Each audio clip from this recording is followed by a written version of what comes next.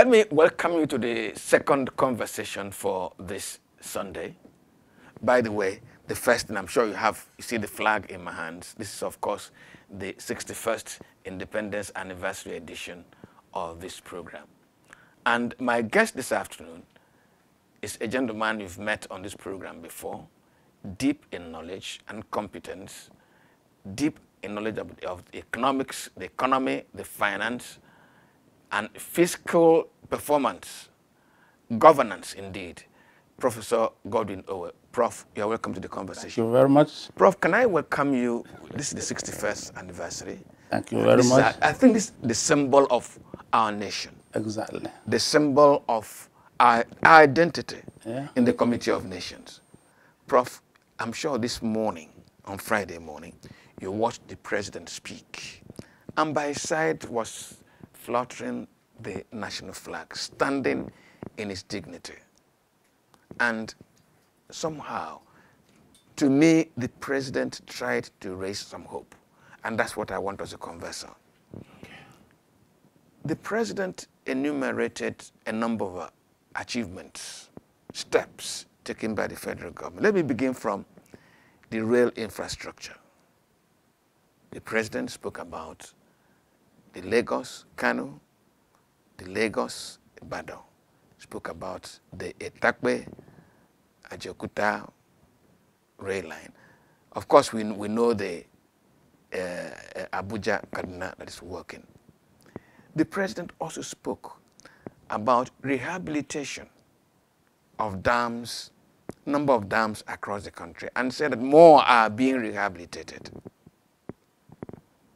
The president, to my surprise, really, I was pleasantly surprised, spoke about the commissioning of a number of modular refineries and saying that sooner than later, Nigeria will begin to take charge of its refining challenges. Do you know the biggest of them all?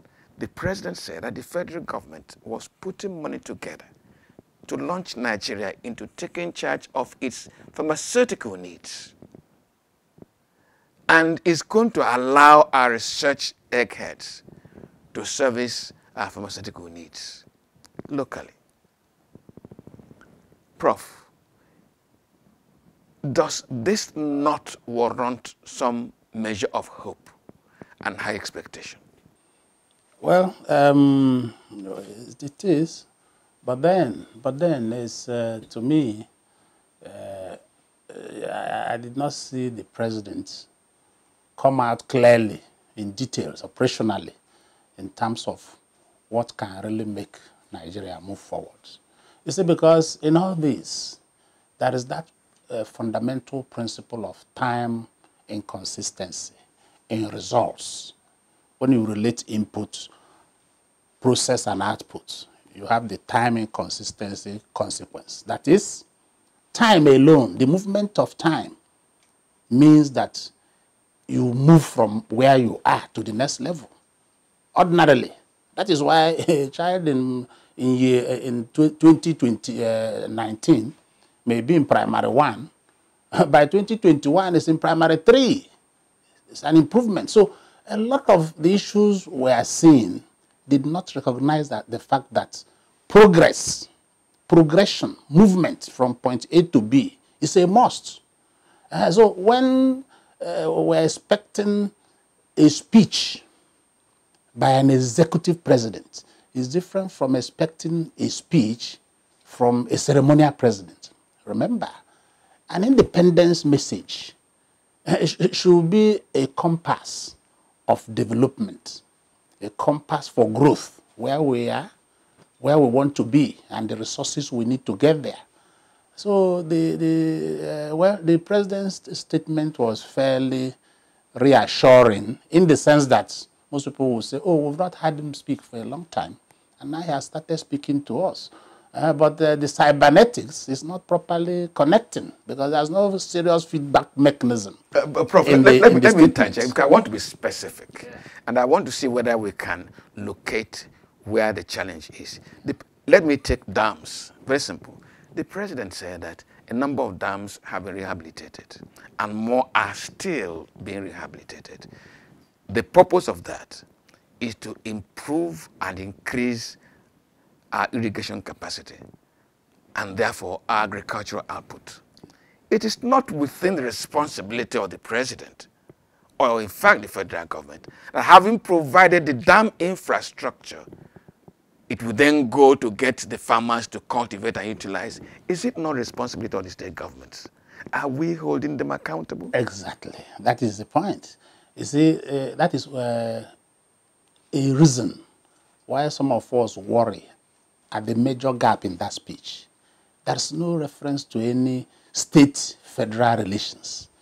Apart from the agric issues, there are this issue of fiscal federalism, the VAT issues and all that. One would have expected an input of what the average Nigerian should look out for in terms of the seemingly uncomfortable relationship between the federal government and the states. You see a lot of litigations when it comes to who takes what, who does this, who does that. And you can see that the president's speech made no single reference to what is happening at the subnational level in terms of the debts that are being accumulated, the projects being cited, and the cash flow related to those projects. Because you just mentioned the Takpe project. Now, did you consider the ability of that geographical area and the traffic space being able to finance the loan, the repayment? Because when we talk of the debts, everybody is sure of, well, the amount. What have we borrowed? Where are we putting the money? It's not too sure. And how will it be repaid? Because if you take a loan with sovereign guarantee, the standing presumption that the utilization and the deployment of projects should be uniform. And by the time you cite those projects in 1 or 2, 3 states, but then they are being covered by sovereign guarantee, it becomes a major problem. So one would have wanted to see a cohesion being specified. Remember, that speech, the president's speech in an independent day, is a policy document, both local and international. So it's supposed to pinpoint very key strategic objective of government in line with Section 14(2)(b) of the Federal Constitution. So if that gap is there in the president's statements, then it becomes a problem. I would have wanted a much more detailed point-by-point reference to areas that impact or drive development in Nigeria. Areas that impact or drive development. But Prof, yeah. the president mentioned the commissioning, not the proposal for the construction, the commissioning of modular refineries in the country. That, of course, to me sounds like, look, we have taken a definite step. We are refining locally, even though the capacity doesn't meet all our needs. And therefore, our tendency to depend on imported finished products, petroleum products, will be dropping and will be conserving funds. Isn't that enough statement to reassure Nigerians that at least this government is taking definitive steps to respond to their cries and objections to buying all our petroleum products outside of the country? Well, definitely, in line with the expectations of the times. It is not, unfortunately. It is not, because if you look at another lacuna that emerged in the increases that occurs in petroleum prices. Before now, whenever prices are to be increased, we will be told where the surplus will be deployed. In education, in this, in infrastructure, specific projects. But recently, subsidies are being withdrawn, prices are being increased, and nobody is telling us where the surplus will go. So it becomes a problem, because in macroeconomics, you look at both efficiency and effectiveness. A statement to imply effectiveness without a statement to imply efficiency is a nullity for development. Because efficiency will want to know what is the savings, at what cost are these things being done. Not just ability to deliver. But I can get to Lagos from Abuja spending 100,000. Another person can get to Lagos from Abuja spending 25,000.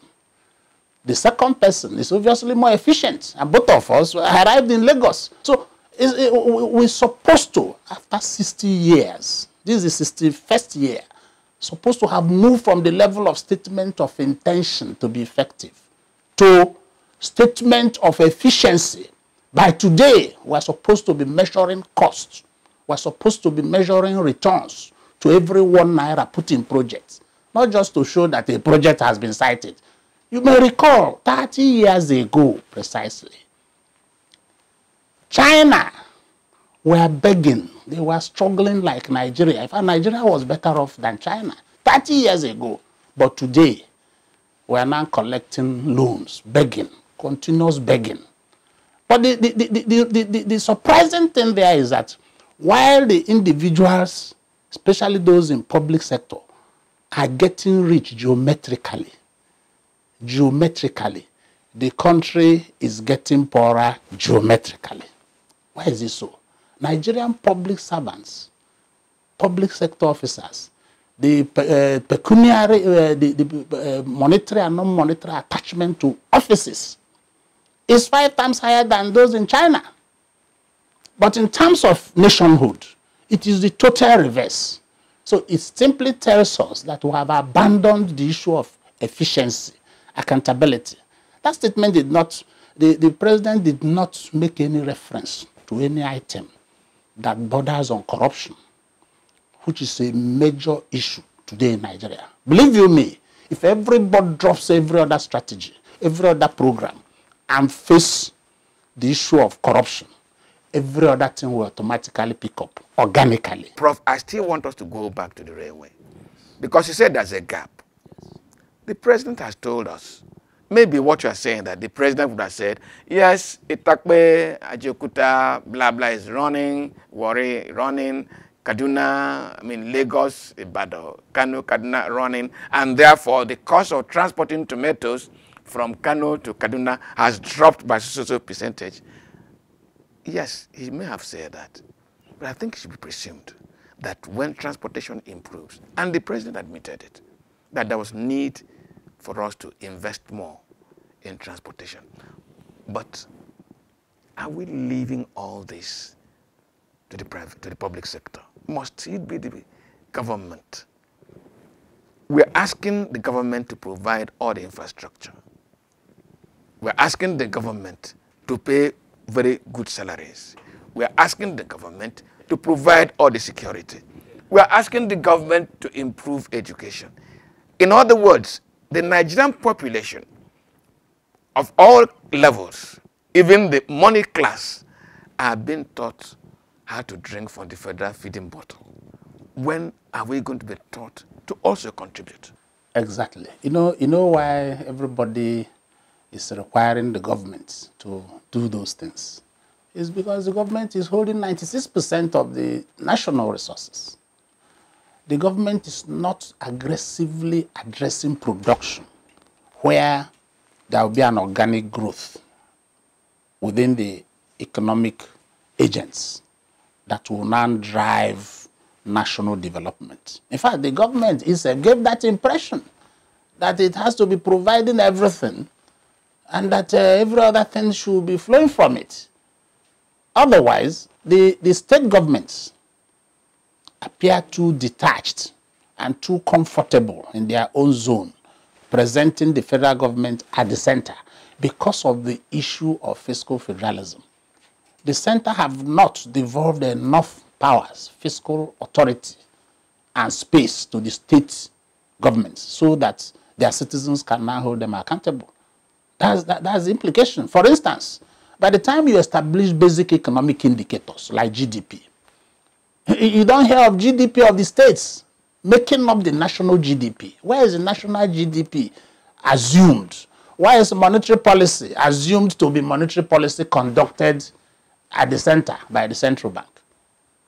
A typical sound GDP or monetary aggregate will have devolved from the states. You have GDP, like today we should be talking of GDP of Imo, GDP of Zamfara, GDP of Borno, before we now talk of national. So what is the aggregate of the GDP? That is one. Two, the issue of budgets, again, fiscal expenditure.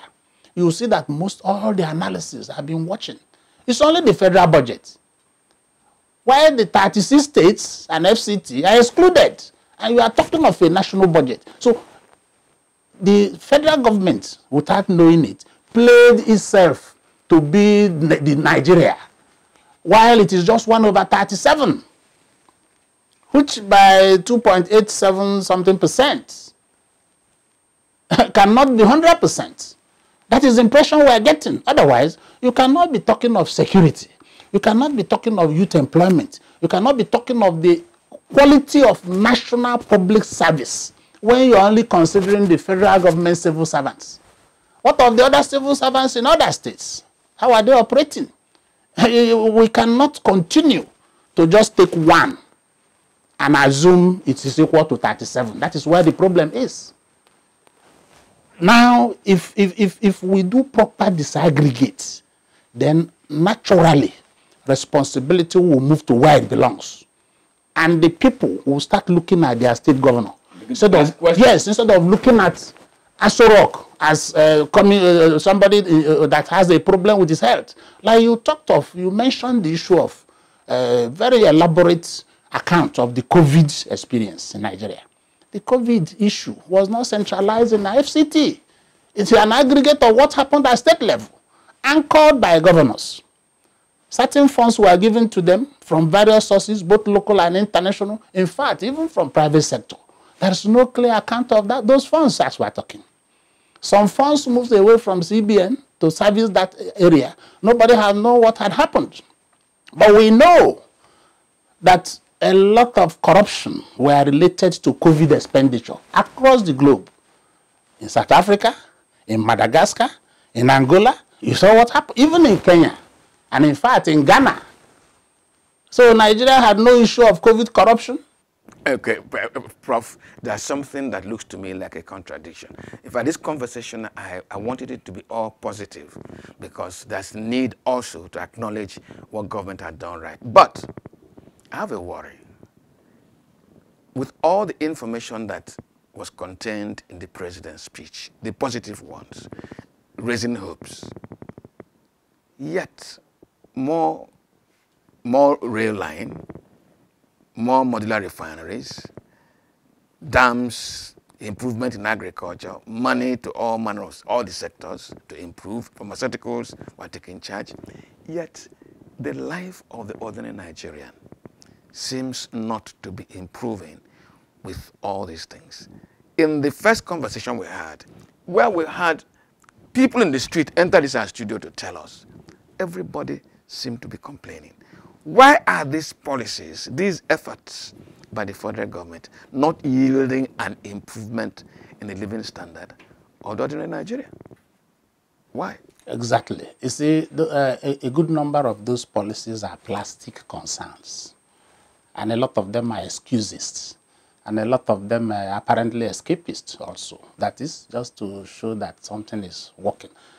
The president is not expected to be operationally responsible for the actual delivery. He's a super coordinator. That is his role, which is playing well. And that is why if you look at the speech, it's more or less a big picture statement, though being addressed with very little questions. It's like having a very big exam with very little questions. So, therefore, those that are supposed to drill down where the problem is, because of the selection process. You talked of a weak civil service. What is the recruitment approach? In India, the public sector recruitment is the toughest exam anybody faces in India. Ghana here have started it. I don't know whether you can recall any day you saw an advert of a competitive examination for fresh graduates to enter Central Bank, NNPC, to enter the public service. Then tomorrow we'll be asking questions, why is it not working?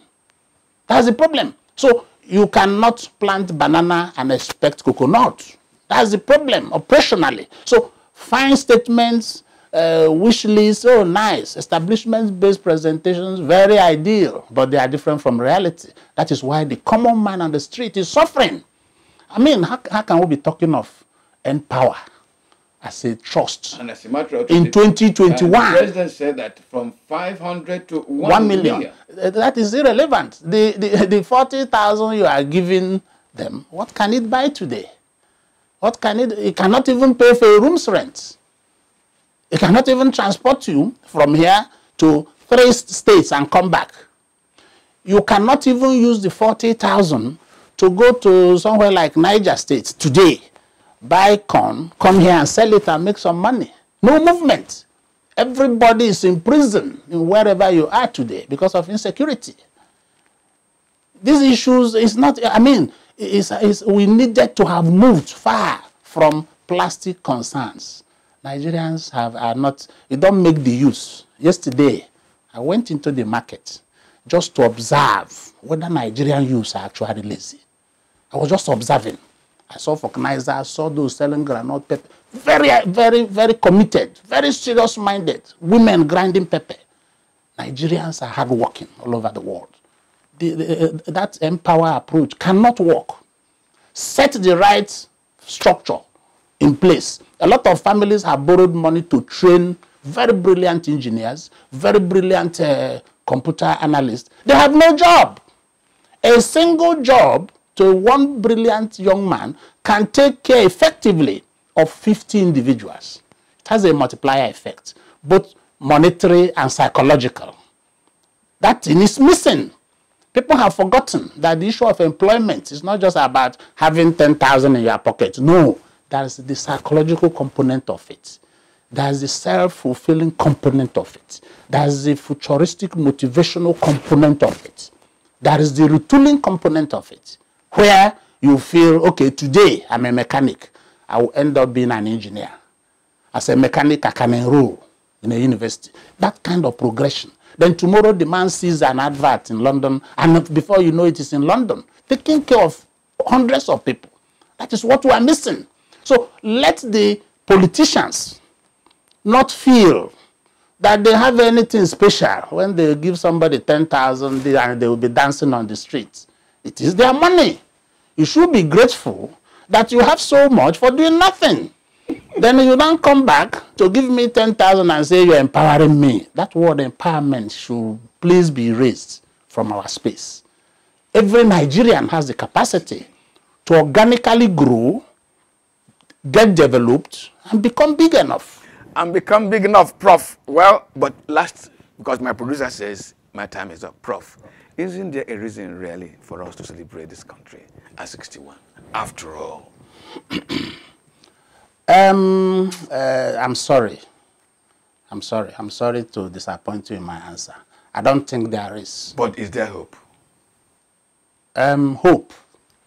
Hope. Yes, there is hope. Thank you. In the youths. Thank you very much.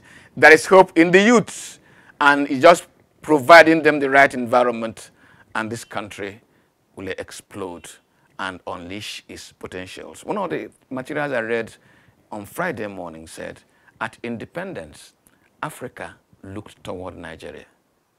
Can we reinvent that expectation? I've been speaking with Professor Godwin Owoh. Of course, he's been my friend on this program.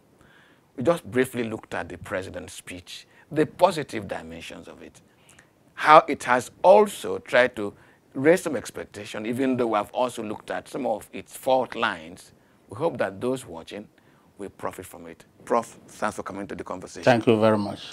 Now, my name remains Mwaboze Njoko. Happy 61st Independence Anniversary, Nigeria. Let's meet same time next week. Good afternoon.